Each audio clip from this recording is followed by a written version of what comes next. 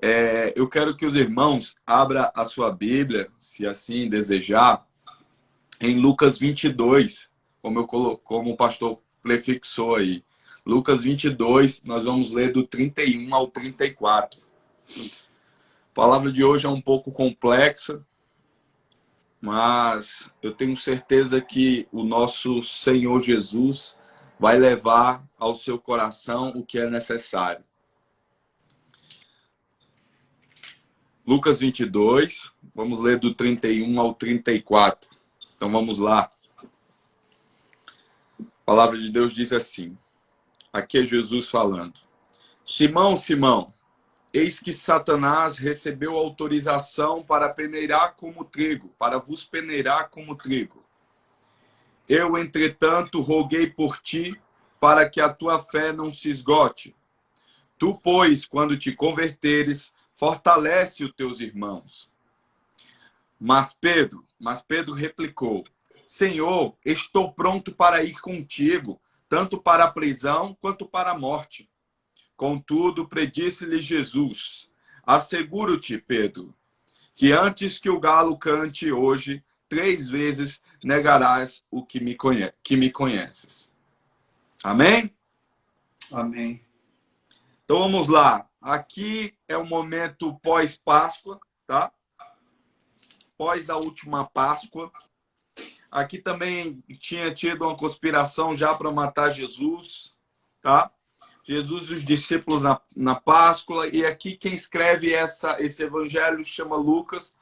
Lucas é um médico letrado e se propôs a investigar profundamente o que aconteceu em cada cenário onde Jesus passou. E por isso, somente neste evangelho, esse episódio vai estar descrito com mais detalhes.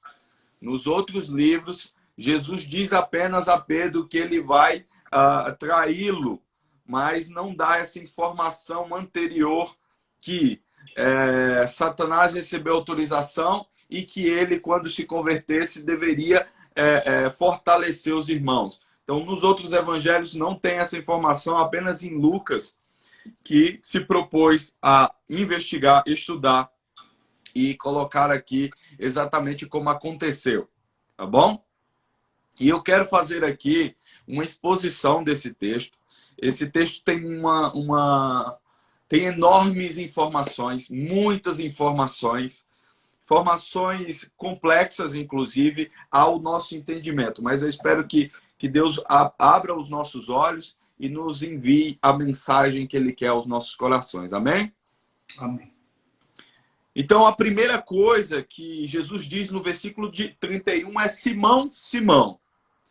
Eu acredito que você, quando quer alertar o seu filho ou sua filha, se assim tiver, ou alertar alguém muito querido, ou você já foi alertado pelos seus pais, e talvez o seu pai e sua mãe fez assim, Raul, Ronaldo, não vai por aí, Ronaldo. Deixa eu te contar a história.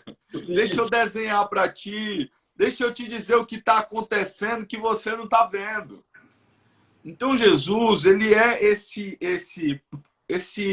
amoroso aqui que vai exortar, que vai alertar, que vai dar uma informação que talvez aqueles discípulos e o Pedro não estavam enxergando ainda.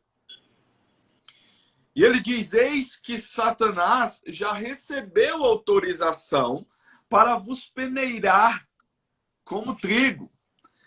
Veja bem, lá em... Deixa eu pegar minhas referências aqui. Você tá, ok.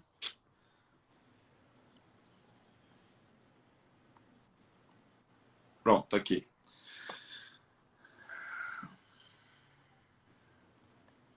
O diabo, lá em Apocalipse, vai dizer que o diabo é o acusador das vossas almas. Ele te acusa diante de Deus dia e noite, ok? Então, o diabo, ele tem seu nome. Ele tem o seu nome no caderninho. Ronaldo. Deu uma travada aí, pastor? Não, né? Deu foi um susto.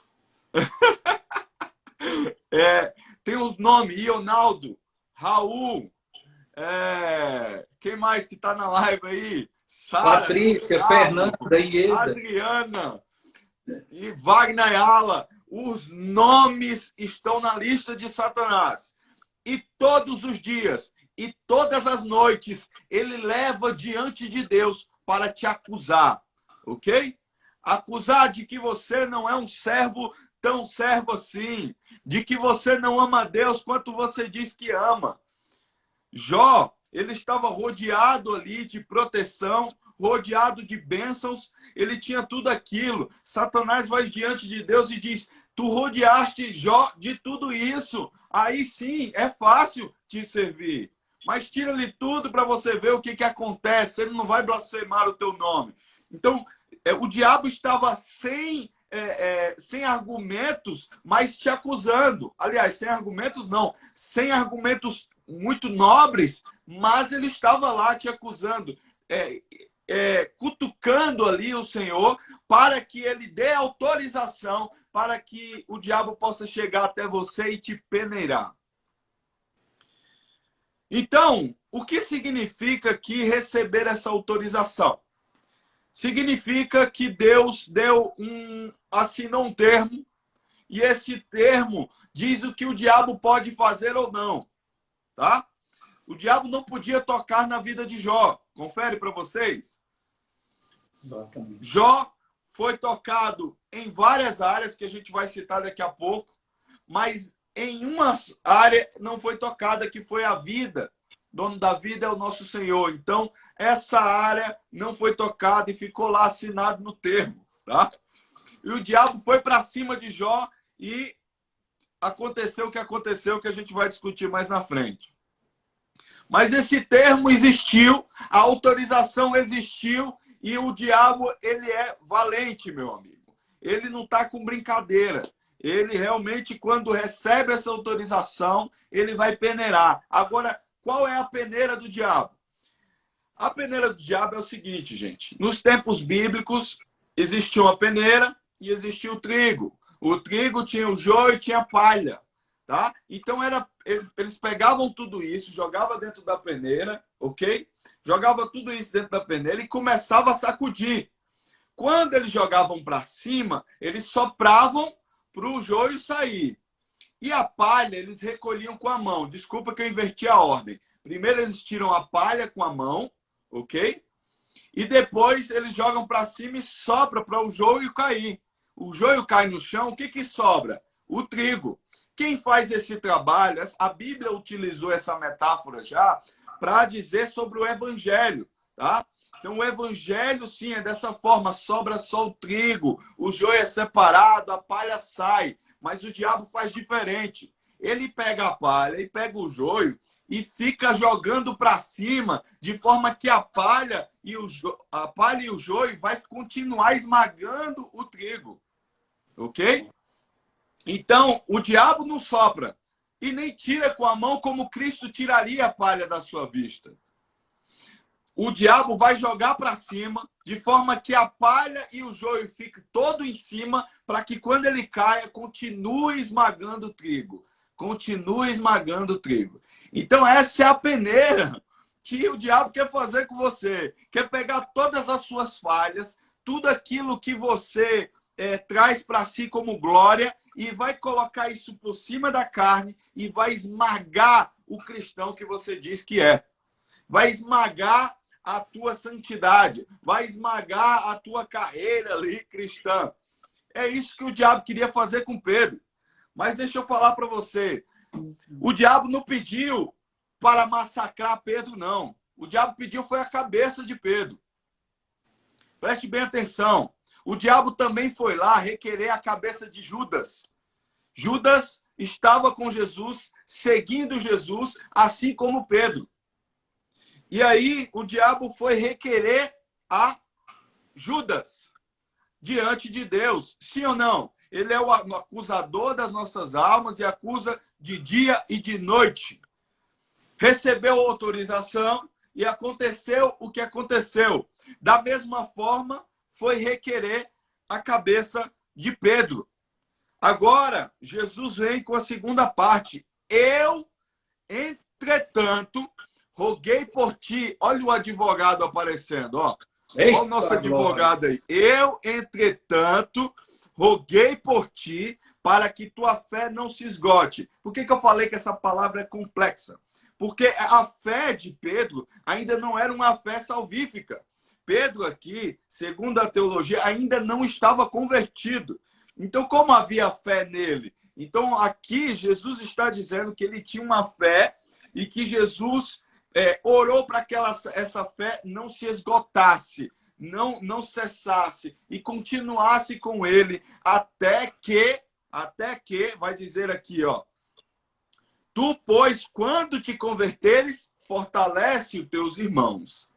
Então, até que ele se converta, Jesus orou que essa fé permanecesse até lá.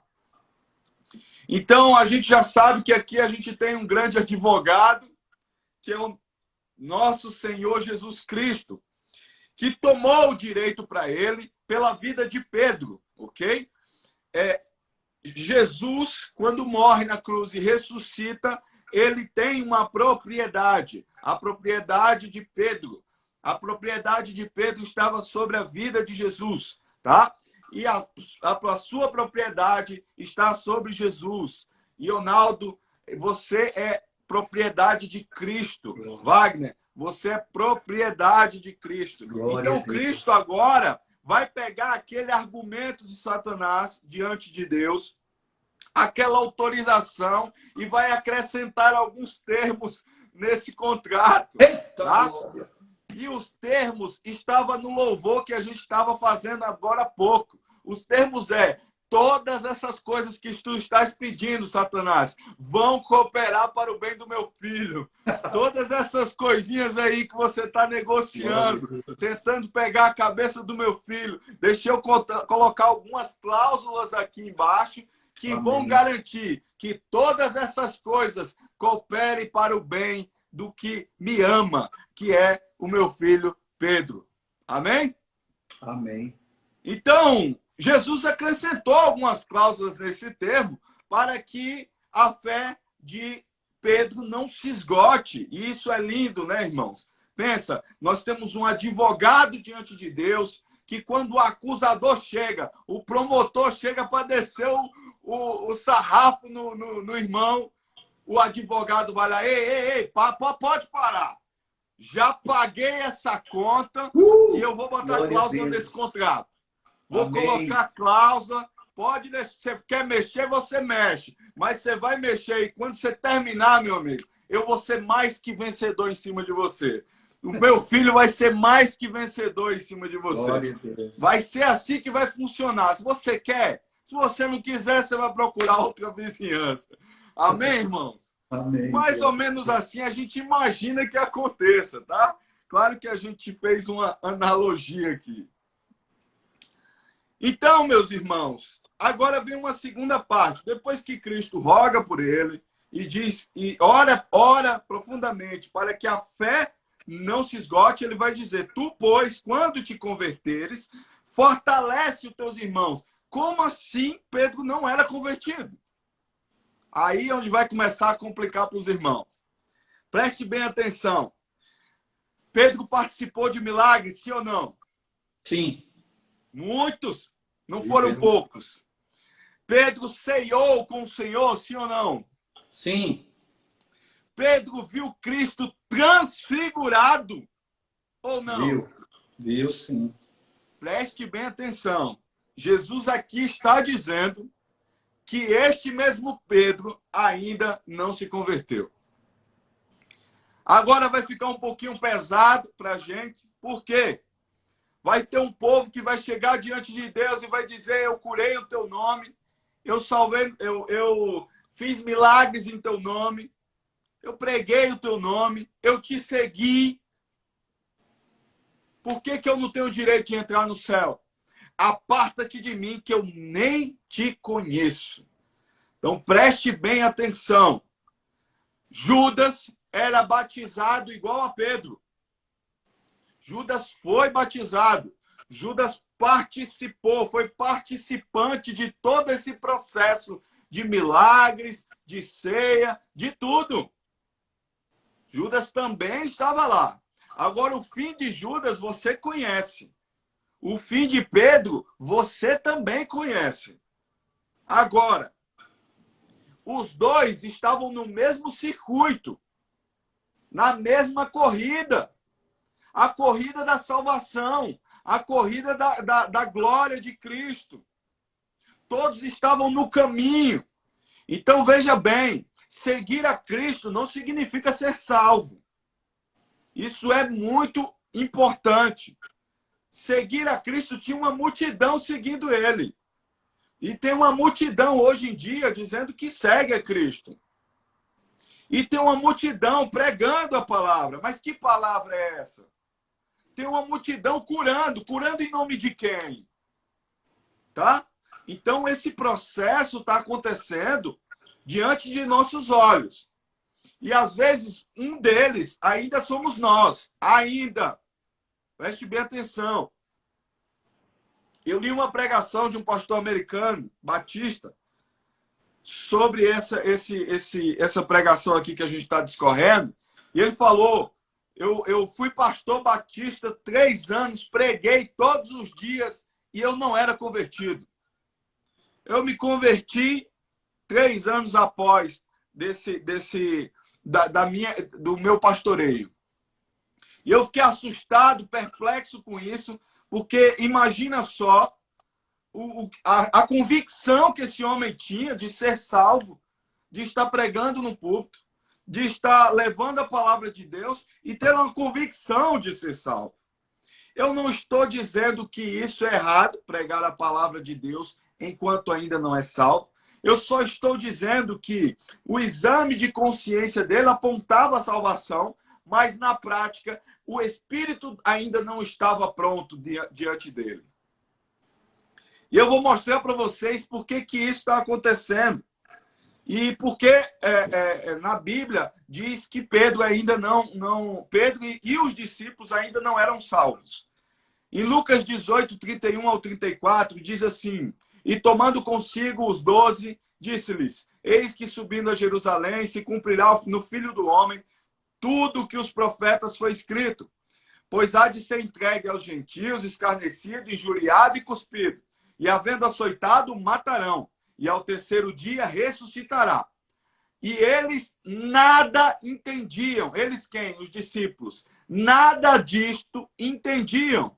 E esta palavra lhes estava encoberta, não percebendo o que lhes dizia. O que esse versículo diz? Diz que os discípulos não sabiam sobre o Evangelho. Os discípulos ainda não sabiam do cumprimento do Evangelho. Estava encoberta aos vossos olhos que Jesus iria morrer e que ao 3º dia ele iria ressuscitar. Então é muito legal perceber isso, saber que os discípulos ainda não estavam convertidos, porque a gente vai mostrar aqui para você o momento em que a conversão deles acontece segundo os maiores estudos de teologia. Na noite da Páscoa, e falando ele destas coisas, o mesmo Jesus apresentou-se no meio deles e disse-lhes, aqui eu estou lendo Lucas 24, 36 ao 45. Pai seja convosco. E eles, espantados, atemorizados, pensavam que via algum espírito. Por quê? Porque Jesus estava ressuscitado. E ele lhes disse, por que estáis perturbados? E por que sobem tais pensamentos aos vossos corações? Vedes as minhas mãos e os meus pés, que sou eu mesmo, apalpai-vos e vede, pois um espírito não tem carne, nem ossos, como vedes que eu tenho. E dizendo isto, mostrou-lhes as mãos e os pés. E não crendo eles ainda, por causa da alegria, estando maravilhados, disse-lhes, tende alguma coisa que comer? Então apresentaram-lhe parte de um peixe assado e um favo de mel, o que tomou e comeu diante deles. E disse-lhe, são estas palavras que vos disse, estando ainda convosco, que convinha que se cumprisse tudo que de mim estava escrito na lei de Moisés e nos profetas, e nos salmos. Agora preste atenção. Então abriram-lhes o entendimento para que compreendessem as Escrituras. Ponto. Agora, nesse momento, o entendimento dos discípulos foram abertos. E aquilo que Jesus disse por 5 vezes, que ele iria morrer e ressuscitar, foi compreendido por parte dos discípulos. Segundo a teologia, estes se converteram aí, tá? Estes discípulos, inclusive Pedro.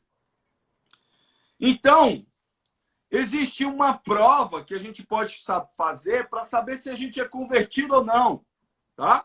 Ouso dizer aqui que a prova real desta conversão é quando você faz o que Cristo disse para Pedro fazer após a conversão dele.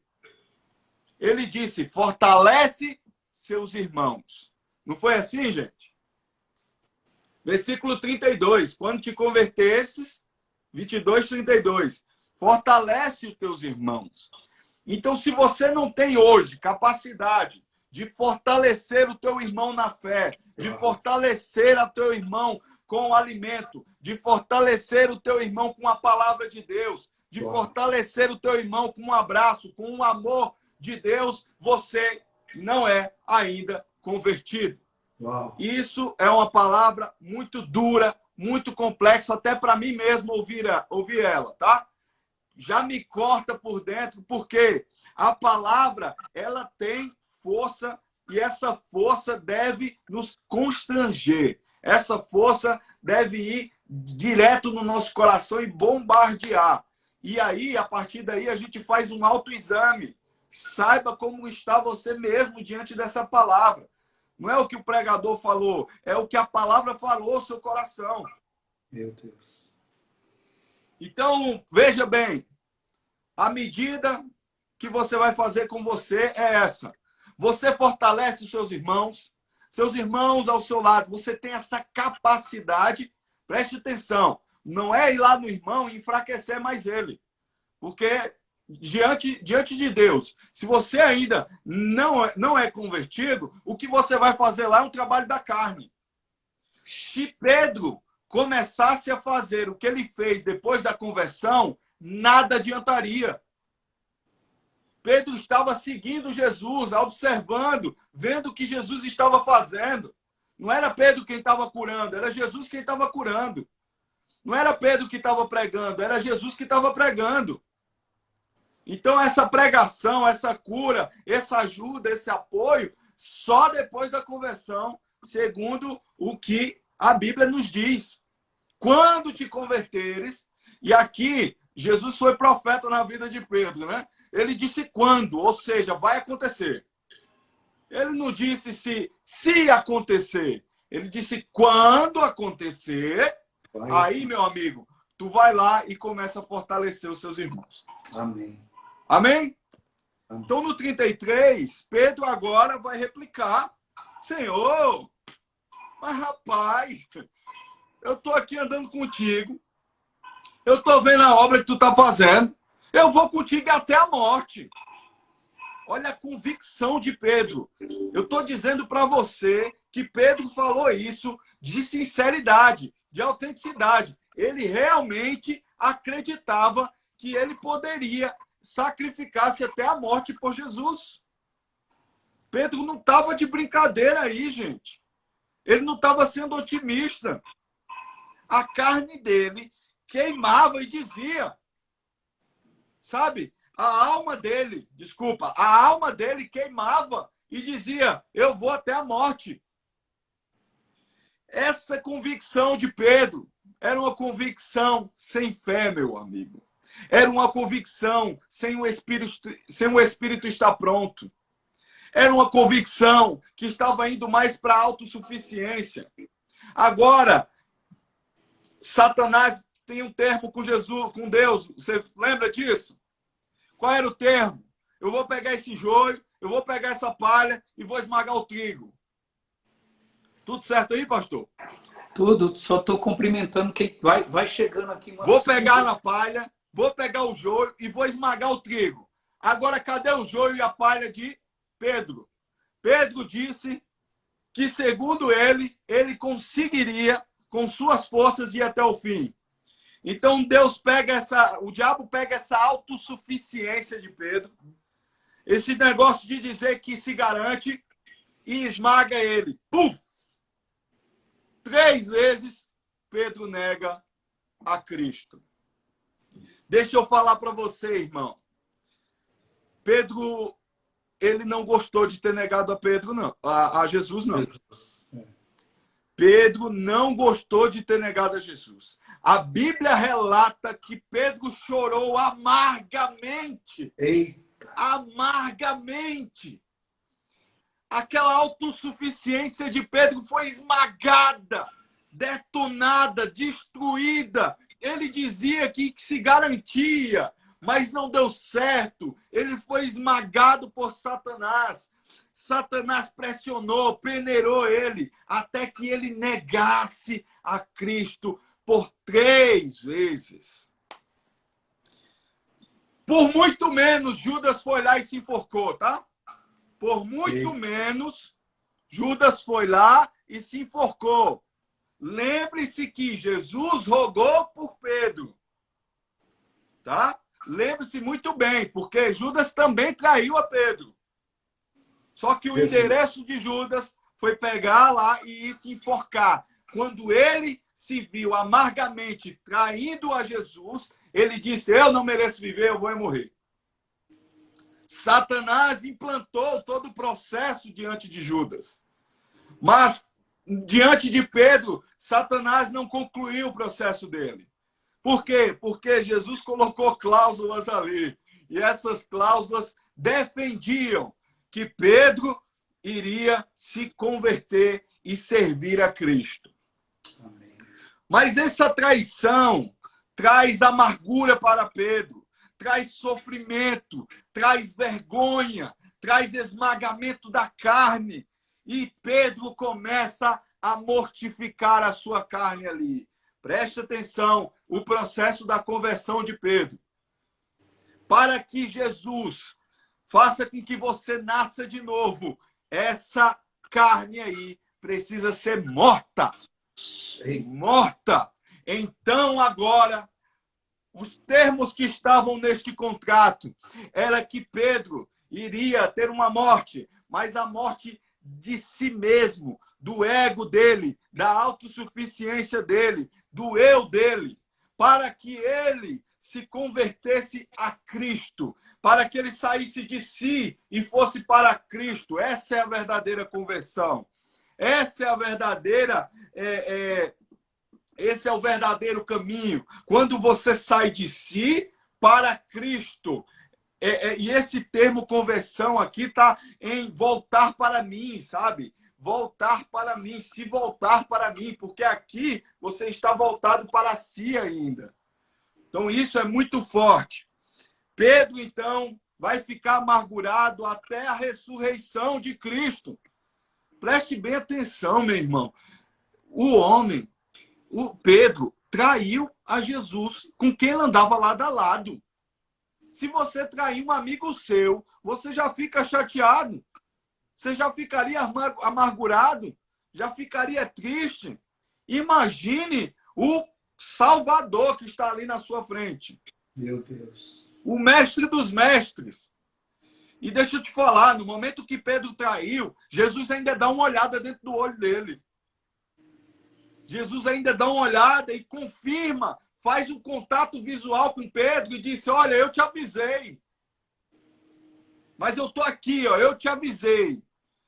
Então, amargurado, a alma desfaleceu. O homem que era Pedro foi desfalecido, esmagado, moído. Toda a autossuficiência que Pedro tinha para defender Jesus, cortando a orelha do soldado, toda a autossuficiência que Pedro tinha para dizer que morreria por Jesus, foi quebrada. Porque essa obra, a obra da conversão, não é uma obra da carne, meu irmão. É uma obra do Espírito. O Espírito é quem dá essa força para morrer por Cristo, essa força para amar o próximo, essa força para amar a Deus sobre todas as coisas. Essa força não vem da carne. Você não pode converter a carne. A sua carne é imunda, suja, ela tem que morrer. A carne não vai amanhecer querendo orar para Deus, querendo assistir um culto, querendo adorar e se alegrar. A carne não faz isso não, meu irmão. É só o Espírito de Deus. É só o Espírito de Deus que faz com que você se levante e brade. Eu tenho um Deus que é vivo e que está aqui diante desta manhã, renovando as minhas falhas, me dando a misericórdia, a graça dele para que eu viva. Ô, meu irmão, é esse Deus que te dá essa força. É esse Deus que roga por ti quando Satanás te acusa. Aleluia. Amém? Amém, glória a Deus. Então, ficou claro aqui que Pedro não tinha força e que a força estava em Cristo e que havia um processo de conversão. E esse processo de conversão esmagaria Pedro, como esmagou Paulo quando viu a Cristo e ficou cego. E a cegueira dele levou um processo de esmagamento diante dele. Quando chegou diante de Jó, esmagou Jó todinho. E Jó até o fim, olhando para o céu e dizendo, o Senhor vive, o Senhor vive, eu sei que o Senhor vive. Meu Deus, aleluia. Glória a Deus. Meus irmãos, é muito sério isso. Mas eu quero falar para você, eu quero aplicar essa palavra na nossa vida para a gente finalizar. Preste bem atenção. A gente ficou claro aqui na pregação que o diabo tem seu nome e vai te acusar todos os dias e noites diante de Deus. Ele vai querer assinar um termo. Mas Jesus, saiba que Jesus vai colocar cláusulas nesse texto, nesse termo. A cláusula de que você é mais que vencedor. A cláusula que vai te garantir a vitória. Jesus disse, eu vim para que você não pereça, mas tenha vida eterna. Então, essa cláusula vai estar lá, porque você foi comprado por um alto preço. Mas eu quero que você saiba também, meu amigo, que você pode ser moído nesse processo. E talvez você esteja sendo moído agora. Talvez o tempo que você esteja vivendo agora na sua vida é um tempo em que você está sendo moído. Moído, peneirado. Satanás está te jogando para cima, de forma que a palha caia pesada e o joio caia pesado, o teu pecado caia pesado sobre você. Esse processo pode estar acontecendo com você agora, meu irmão. O diabo está querendo o quê? Que você desista. Que você entregue a sua vida para a idolatria. Entregue a sua vida para o pecado. Retire a sua vida. Faça como Judas. Esse é o caminho que o diabo gostaria que fosse. De sorte, meu irmão, que muitas coisas que estão escritas na Bíblia, é para que você entenda o que você está passando agora. Para que você não levante para cima, não levante os olhos para cima e amaldiçoe o seu dia. E amaldiçoe a sua prova. E amaldiçoe o seu tempo. Porque se eu sei o que eu estou passando, eu sei exatamente o que o meu Deus está operando em mim. Se eu não sei o que eu estou passando, eu vou nomear e dar tudo isso ao diabo e dar tudo isso ao mundo e à minha carne. E Deus ficará de fora de um processo que ele está dentro. Então, meu irmão, o diabo quer que você se proste diante dele. Foi assim que ele fez com Jesus. Faz o seguinte, eu te dou tudo isso aqui. Só se prostra. Só nega a Deus. Sabe? Então, talvez você esteja nesse processo onde nada está dando certo para você. Como Jó, não deu certo o casamento, não estava dando certo a família dele, não estava dando certo com os filhos, porque os filhos estavam morrendo, não estava dando certo com os amigos traíram a Jó, não estava dando certo com a saúde, Jó teve que limpar as feridas com um caco de telha, a saúde de Jó estava detonada, destruída. Talvez a sua saúde não esteja legal hoje. Também as finanças de Jó foi totalmente atingida. Deixa eu falar para você, Jó era o homem mais rico da terra. Jó era o homem mais rico da terra. E naquele momento não tinha nada. Foi retirado tudo dele. Jó foi moído na fé também. Porque se todas essas coisas acontecem à sua volta, o que você faz com sua fé? Nega? Um massacre aconteceu um massacre diante de Jó. Aconteceu um massacre diante de Pedro. Na autossuficiência dele, na lealdade dele, na integridade dele. Satanás mexeu com tudo. E Satanás está mexendo na sua vida também. Ele está tentando te peneirar. Mas saiba de uma coisa. Bota na sua cabeça isso hoje, em nome de Jesus. Jesus já botou a cláusula. Jesus já colocou a cláusula que você, sobre isso que você está passando, você é mais que vencedor. Glória a Deus. Sobre isso que você está passando, já tem uma vitória.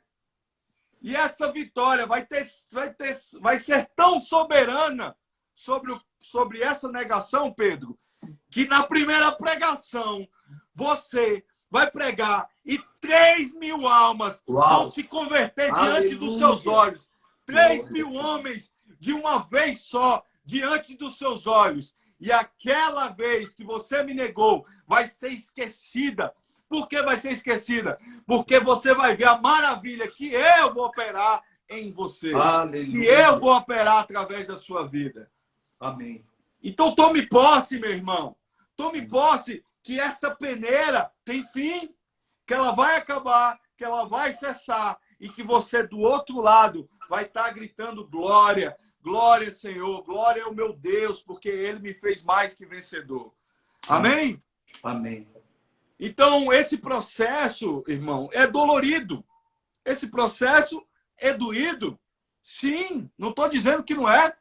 Pedro chorou amargamente. Pedro lamentou amargamente. Até que Jesus chegou diante dele. Pedro, tu me amas? Eu te amo. Tu me ama mais do que esses discípulos. Tu sabes que eu te amo. E aí, Jesus pergunta a segunda vez. Pergunta a terceira vez. O espírito de Pedro cai em si. Tuf! Lembrou de que negou a ele 3 vezes. E de que agora é um outro momento de vida. O que Cristo diz após essa pergunta? Apacenta as minhas ovelhas, Pedro. Agora o teu espírito está pronto, Pedro. Agora eu vou colocar sobre ti autoridade, Pedro. Agora eu vou colocar diante de ti o meu espírito. E tudo que tu fizeres será próspero. Agora tu estarás pronto para morrer por mim. Inclusive, depois desse versículo, Jesus disse para ele, olha, quando tu era criança, tu ia para onde queria. Agora, quando tu se tornar mais velho, vão te levar para um lugar que você não vai querer ir, que era a morte. Ele estava dizendo ali, agora tu vai morrer por mim. Agora eu vou te dizer como. Entende? Então, você não morre por Cristo pela carne. Você morre por Cristo pelo Espírito de Cristo. Amém? Amém? Glória a Deus. Amém. Meus irmãos, saiba o que está acontecendo com você. Seja sábio a ponto de fazer um autoexame. Saber exatamente onde você está na fé, meu amigo. Se você não está fortalecendo ainda os seus irmãos, significa que tem um processo ainda acontecendo e que sua carne ainda precisa ser esmagada. Ela vai ser esmagada, porque Pedro também foi esmagado e não era convertido ainda. A questão não é a conversão. A questão é saber exatamente o que está acontecendo diante de Deus. Porque salvo, Pedro já iria ser. Convertido, Pedro já iria ser. Agora, o que ele deveria saber, que Jesus disse para ele é, Pedro, vai acontecer algumas coisas, mas vai dar certo. Então Jesus, no momento em que te tocou e que você viu ele e começou a seguir ele te disse algo. Ele disse, vai dar certo. Eu vou te fazer mais que vencedor. Mas tem um processo, meu filho. Você precisa morrer. E morrer é morrer. Não é parcial. Não é acordar de um dia e fazer uma vontade de si um dia e no outro fazer a vontade de Cristo. Não é um mês trabalhar para Cristo e no outro não. É todos os dias, meu irmão. Isso é muito sério. E por isso que os discípulos nos envergonham. Aliás, nós nos envergonhamos diante dos discípulos. Diante da Bíblia. Por quê? Porque ela é santa. Porque ela mostra o processo. Ela mostra quem somos. E talvez atualmente quem somos somos pessoas que cuidamos das nossas próprias vontades. E vamos admitir isso para que então nossa carne morra e Cristo viva em mim. E Cristo vive em você. E comece uma obra sobrenatural na sua vida. E comece algo que vai estremecer essa terra. Lá nos Estados Unidos tem uma conferência que custa 7 milhões de dólares. Vão para lá 3 mil pregadores. Eles chegam na cidade e a cidade nem sabe que eles pisaram lá. Que tipo de cristão é esse?